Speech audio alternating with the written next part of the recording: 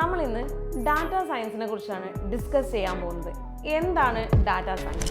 ഇത് ഒരു Inter disciplinary ആയിട്ടുള്ള ഫീൽഡാണ്.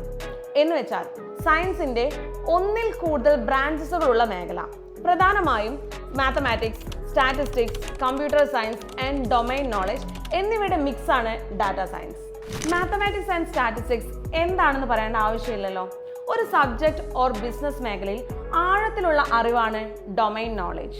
For example agriculture, health, finance ഇങ്ങനെയുള്ള മേഖലയിൽ ഒരു ഡാറ്റാ സയൻറ്റിസ്റ്റ് ഉണ്ടെങ്കിൽ അവരുടെ പ്രോബ്ലംസ് ഈസിയായി സോൾവ് ചെയ്യാം. മോഡേൺ ബിസിനസ്സുകളിൽ ഓരോ ദിവസവും നല്ല വോള്യമുള്ള ഡാറ്റ ജനറേറ്റ് ചെയ്യുന്നു.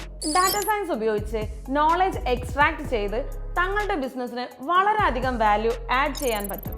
അതുകൊണ്ട് ബിസിനസ് ഇതിനെപ്പറ്റി കൂടുതൽ റിസർച്ച് ആൻഡ് ഇൻവെസ്റ്റ് ചെയ്യുന്നുണ്ട്.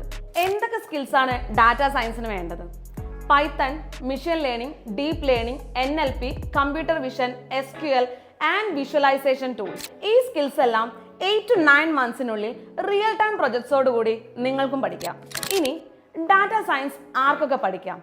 Degree in mathematics, computer science, statistics etcetera ഇവർക്ക് ജോലി സാധ്യത വളരെ കൂടുതലാണ്. Data scientist, data analyst, machine learning engineer, data engineer etcetera ഈ ജോബ് റോളുകളിലേക്ക് ഡാറ്റാ സയൻസ് പഠിച്ചവർക്ക് അപ്ലൈ ചെയ്യാം.